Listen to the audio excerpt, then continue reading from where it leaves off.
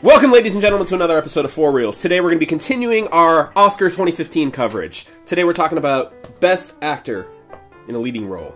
Vince, who's nominated for this category? Alright, well, we got 5 nominees.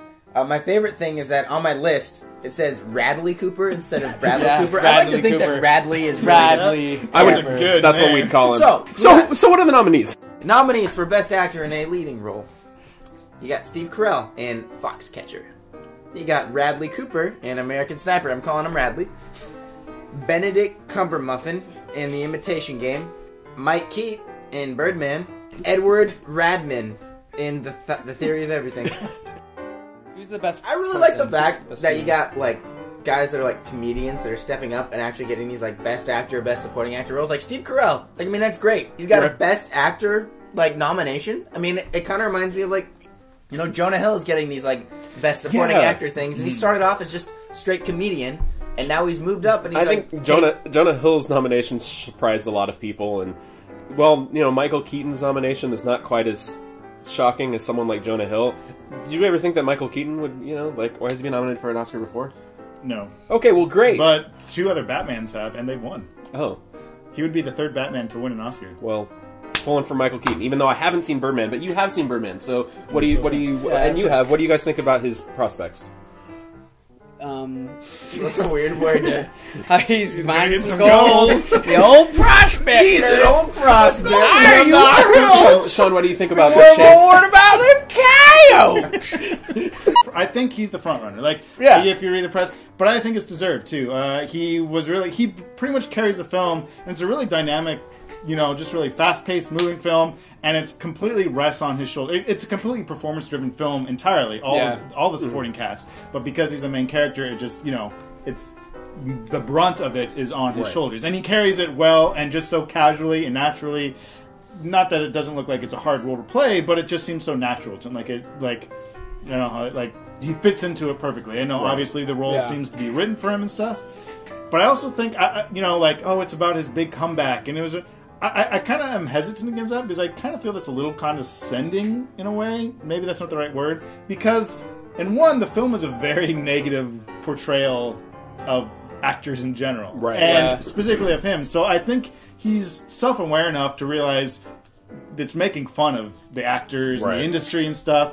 And he's making fun of himself, because it's about Birdman and the comeback. But I don't really think it's, you know, as biographical as a lot of people claim. I think.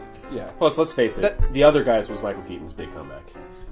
Yes. Well, that's the other thing, is that they say big comeback, but I mean, it's not like he hasn't been working. He was in RoboCop. Oh, he was in The Other Guys. He was in Other Guys. He was in The Other Guys, Joey. I just said that. I know. I just got your joke.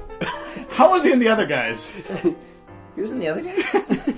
I'm just saying that he's been around. Like, he may not be, you know, Batman anymore, but that doesn't mean he hasn't been around. Like, for him to say, oh, it's his big comeback, I don't know. But anyway, I still think he deserved the film. Though, it was a different performance, but equally as good, I think, was Eddie Redmayne, was Theory of Everything. I have seen Theory of Everything, and I think, whereas I would put that movie somewhere in the middle of the road as far as the Best Picture nominees go, I definitely think that Eddie Redmayne's performance was the standout of that movie. That's the reason to go see it. And I think that there were a few movies that were Best Picture nominees that the reason to go see it is a particular actor that stood out.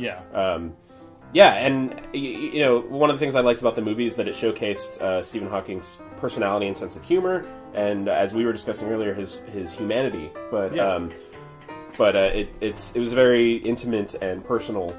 I mean, I think with those biopics, it's real easy for there's the kind of fine line of imitation, and they're often not awarded for imitating, right? Like a comedian, give me your imitation, and they could get the mannerisms, and it's kind of funny. Oh, that sounds just like him. But there's a level beyond that really is about portraying. And I think with something like Stephen Hawking, who in our minds is so visually driven, right? Our idea of Stephen Hawking is a very visual idea, right? So it's easy for him to have fallen into, I just gotta. I mean, I'm not trying to do it to be crass and rude. But, you know, like, it could have easily... There goes half of our subscribers. Yeah, exactly. It could have just been him easily, but no. He gets into the personality of... Yeah, obviously that was part of it, but there was way beyond that. And the same with other biopics, though, with Bradley Cooper and Benedict Cumberbatch. Muffin. Cumberbund. Burlington Coat Factory. You get great deals. Oh, I'm okay. So I'm glad you brought that up about him like imitating, because is it? You might have to cut the this out. imitation But that's a word that you used. I'm just warning. This next segment you may have to cut out. Is this a syndrome of like Tom Hanks playing a retard? But he's like, you never go full retard. I was thinking that when I saw the movie. You never go full retard. No, I totally. And is this a case of him doing that? Like because he's playing a in some way disabled person, it somehow elevates his performance. I mean, do you know what I mean? It is an interesting. Are we still talking question. about Theory of Everything? Yeah. Yeah. Oh, okay. It is an interesting question because I did think about it. Like, but at the same time, like I don't like. Let's say there was no physical element to his role at all. Let's say it was just Stephen Hawking's whatever. He is fully capable and stuff. Yeah. I think he nailed his personality and the humanity, like you were saying, on its own. Okay. The physical element was just another layer to that I think he also was apparent that he worked really hard on, and it just added to that kind of. Okay, but I haven't seen the movie. Right. But I mean, how much acting does he have to do if he just sits there and then Well, the robot talks for him? Let me put it how I think. Now I see. Again, you're gonna cut that out. And also, no. I want to get this out there though, because you see, he has to provide a range of acting in that movie, because you see him at full health and you see him 100% and you see him at 0%, right? He needs a fairy. you see his health bar.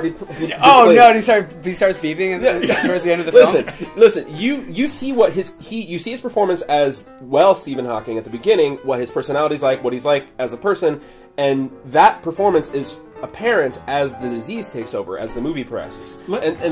Yeah, okay. So you're right. It's like, oh, it's easy. You just have to sit there but it's hard to describe without seeing it. But he's still able to convey all the elements of being a human. Of you could tell exactly when he's happy and joking and in a funny mood, and when he's depressed.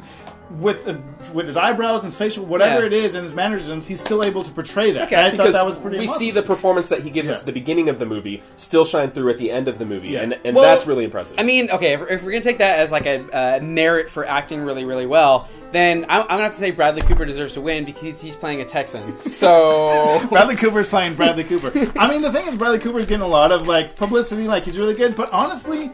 And partially this is due to my opinion of the film maybe itself, but I didn't think he was bad. I thought, but honestly, if you take away this Texas accent, it was just Bradley Cooper. It's seriously just Bradley Cooper. Bradley Cooper put on like 100 pounds. Yeah, he put on 100 pounds of muscle. Okay, that good. Yeah, and then he put on a Southern accent, his Texan accent. That was. And he just had like a little thing in his lip the whole time. Yeah, he had some chew in his lip. And like, okay, I'm a sniper. I mean, granted, and I'm sure this conversation will come up many times every time we mention American Sniper in this series, but I mean. I think he did the best with what he had to work with. No, I agree. I think the script was a little subpar. Yeah, I think he did. But also, I think, really, Bradley Cooper is better than this film led on. Yeah. I think Bradley Cooper is capable of infinitely a better job. Oh, I agree. Oh, yeah. I mean, if, like, think of... whatever, Silver Linings Playbook. I mean, I thought that was a much better example of... Yeah. Beyond, like, all those films... are way much better. They're so much better. They're better examples of what he's capable of, his range, his scope, because the writing pushed his performance. I agree. Yeah, totally. It challenged him, and he rose to the occasion. This one was just like, hey, be like a boring guy that just doesn't say a lot and just looks really hulking all the time. And there's a couple scenes in that movie where they try to go on the PTSD element, and I thought there was a couple interesting moments like that the better performance he could have given shone through. But there wasn't enough of that. There wasn't enough for him to grab work with. I mean, the other thing too is there's a couple nominees that are people that weren't nominated that I felt like deserved. Like we talked, Jake Gyllenhaal was fantastic. Nightcrawler wasn't nominated. He was so good. I even thought like the guy I can't think of his name, but none of you have seen Selma. But the guy from Selma, again, it kind of goes back to what I was saying about the imitation of a character, a betrayal. He nailed what Martin Luther King is about. He may not have sounded exactly like that, but it was a perfect embodiment of the humanity of Martin Luther King. And so it was kind of odd that they were overlooked, and I felt like Bradley Cooper or even Benedict Cumberbatch, who again I thought he did a much better job than. Well, not better job than Bradley Cooper, but his character was more challenging. Yeah, it was more challenging a role. Right, I get you. Yeah, I mean, I really do. I didn't really like Imitation Game that much, and so Benedict, he was just kind of like, again, just kind of did the best with what he had, but it didn't like blow me away. I don't know. So let's go down the row of what you think's going to win and what you want to win. I think we're all unanimous that we think that Bradley Cooper should win this. So I'm probably gonna have to go with Steve Carell and Foxcatcher. Okay. I haven't seen every nominee, but based on what I have seen, my personal favorite performance was for Eddie Redmayne in Theory of Everything. However, based on just the politics and what I've been reading and the hype, I think that it's going to be Michael Keaton for the win. I'm Michael Keaton on both, across the board. He blew me away. I enjoyed his... That's the thing. Like, I enjoyed watching him on camera. Like, anytime he wasn't on camera, I'm like, what's Michael Keaton doing? Where he at?